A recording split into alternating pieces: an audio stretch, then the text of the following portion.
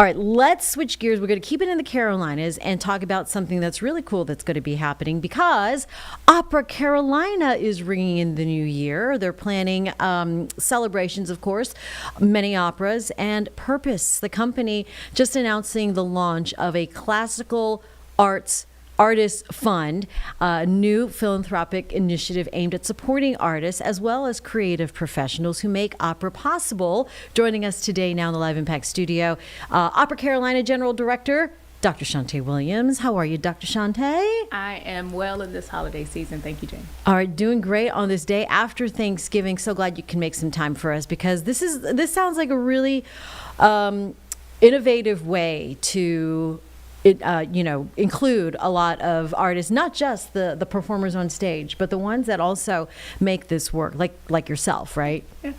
Well, for me, it was really important. I think a lot of people, when they think of opera, they think about vocalists. They think about the person standing in front of them singing. But anytime you're looking at a grand opera, you're looking at 250 different trades that make it all come to life. And we really wanted to make sure that we're highlighting each of those professionals. Fantastic. Talk to us about the Classical Artist Fund. What inspired you to do this now? Well, it started with a little story. I'll tell it very quickly. You have all the time in the world, actually, so go ahead. I was shopping, and I was, getting my groceries through the line, and the cashier was singing beautifully. I mean, I was just really amazed. And I said, "Are you a singer?" And her response was, "I'd like to be, but I have to pay the bills."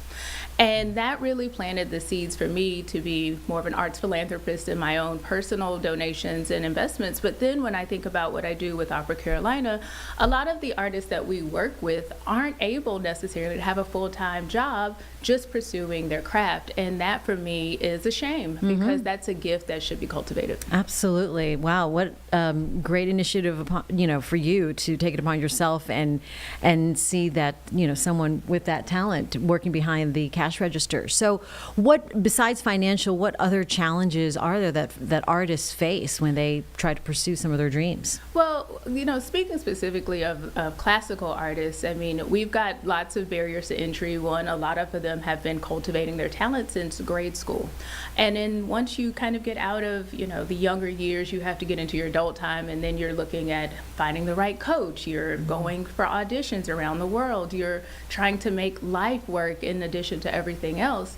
And ultimately, as opera continues to evolve into kind of what we are today, we realize that there are fewer and fewer shows for them to actually do in the U.S. So they have to really cultivate this global mindset, whether that's language or studying. They really have to be much more of a global citizen, and that becomes difficult in times like this. Yeah, absolutely. So this fund covers what? Everything an artist might need, from coaching, recognizing that a lot of Americans can't afford an emergency. So it'll cover things like, say your car had a flat tire. Auditions, we're talking about all those things that you need to hone your craft, whether it's purchasing music or, everything that you need. And this isn't just from the vocalist standpoint. We're talking about those folks behind the stage. So if you need tools to do your job, if you need extra training or extra certifications, this fund will help with that. So it really funds the whole ecosystem for the opera. Yes. Why such a comprehensive approach?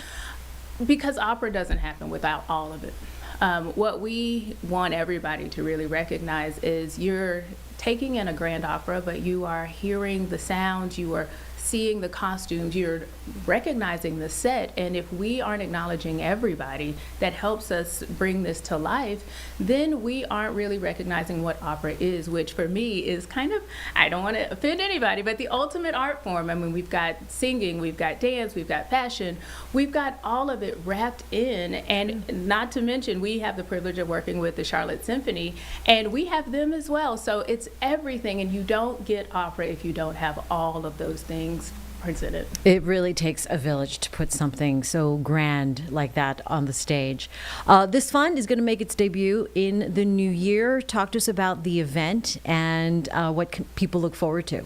Yeah, so for the past 20 years, Opera Carolina has been doing our Bella Notte Gala, and we have historically been raising money for our education department. We will continue to do that, but we decided to expand the initiative, and we are now 21 years old for Bella Notte. So I said, we're growing up this year. We're going to do it at New Year's Eve with a champagne toast. It's going to be the same wonderful gala with all of the entertainment, but this time we're partying with a purpose. For us, it's really thinking about how do we bring the community into our world, and then let them know that it's also their world. So Bella Notte is going to be a lot of fun at the Valentine Hotel, and we're going to ring in the new year with our purpose. Oh, fantastic. So if people want to get involved, perhaps maybe donate to the Classical Artists Fund, what do they need to know? What do they need to know? Give it to us all. Starting at the beginning, we are happy to take in any of those donations earmarked for education or the Classical Artists Fund at operacarolina.org.